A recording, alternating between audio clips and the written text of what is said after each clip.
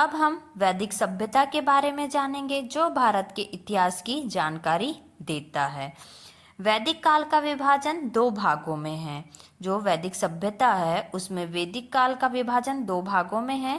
पहला भाग है ऋग्वेद काल, जो 1500 ईसा पूर्व से 1000 ईसा पूर्व तक है। उत्तर वैदिक काल 1000 ईसा पूर्व से 600 ईसा पूर्व तक है। आर्य सर्वप्रथम पंजाब एवं अफगानिस्तान में बसे। जो आर्य थे वो सबसे पहले पंजाब एवं अफगानिस्तान में बसे। मैक्स मूलर ने आर्यों का मूल निवास स्थान मध्य एशिया को माना है। जो मैक्स मूलर थे उन्होंने आर्यों का मूल निवास स्थान मध्य एशिया को माना है। आर्यों द्वारा निर्मित सभ्यता वैदिक सभ्यता कहलाई। जो आर्य थे उनके द्वारा जो सभ्यता बनाई गई उसे वैदिक सभ्यता कहते हैं या वैदिक सभ्यता कहलाई। आर्यों द्वारा विकसित सभ्यता ग्रामीण सभ्यता थी। आर्यों के द्वारा जो सभ्यता बनाई गई वो ग्रामीण सभ्यता थी। आर्यों की भाषा संस्कृत थी। आर्य जो भाषा बोलते थे वो संस्कृत में बोलते थे। ऋग्वेदिक समाज 4 वर्णों में विभक्त था। जो ऋग्वेदिक समाज है वो 4 वर्णों में बांटा गया था। ये वर्ण है ब्राह्मण, क्षत्रिय, वैश्य और शूद्र।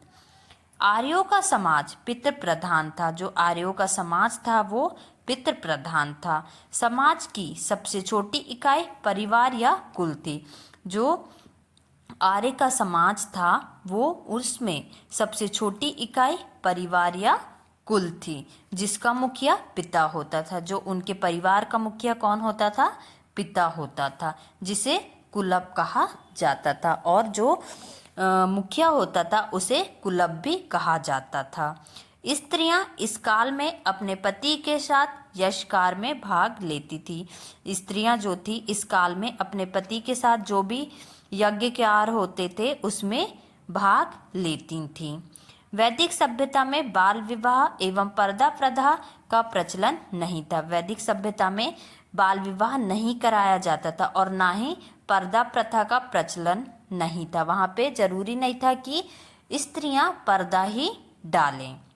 वैदिक सभ्यता में विधवा अपने मृतक पति के छोटे भाई से विवाह कर सकती थी। वैदिक सभ्यता में ऐसा था कि जिनके पति खत्म हो गए हैं वो अपने देवर से विवाह कर सकती थीं। ओके। जीवन भर अविवाहित रहने वाली महिलाओं को क्या कहा जाता? अमाजू कहा जाता था। जीवन भर जो स्त्री विवाह नहीं करती थी उसे अमाजू कहा जाता था। वैदिक काल में क्या होता था? जो महिला विवाह नहीं करती थी, अविवाहित रहती थी, उसे अमाजू कहा जाता था। आर्यों का मुख्य पेय पदार्थ सोमरस था। जो आर्य थे उनका पेय पदार्थ सोमरस था। यह वनस्पति से बनाया जाता था और ये कहाँ से मिलता था? नेचर से मिलता था, वनस्पति से बनाया जाता था। आर्य मुख्यतः 3 प्रकार के वस्त्रों का उपयोग करते थे। जो आर्य समाज के लोग थे वो 3 प्रकार के वस्त्रों का उपयोग करते थे। नंबर 1 था वास, सेकंड था अधिवास और थर्ड था उष्णी। अंदर पहनने वाले कपड़ों को नीवी कहा जाता था। ओके। आर्यों के मनोरंजन के मुख्य साधन थे संगीत, रथ दौड़, घुड़दौड़ और धूत क्रीड़ा। ये आर्य के मनोरंजन के लिए ये साधन थे। वो संगीत सुनते थे, रथ दौड़ करते थे, घुड़दौड़ करते थे एवं धूत क्रीड़ा करते थे। आर्यों का मुख्य व्यवसाय पशुपालन एवं कृषि था। आर्यों का मुख्य व्यवसाय क्या था? पशुपालन एवं कृषि था। वो पशुओं का पालन करते थे, पशु पालते थे और कृषि करते थे। आर्यों का प्रिय पशु घोड़ा एवं सर्वाधिक प्रिय देवता इंद्र थे। आर्य जो थे वो उनके सबसे पसंदीदा पशु था घोड़ा और सर्वाधिक प्रिय देवता थे भगवान इंद्र।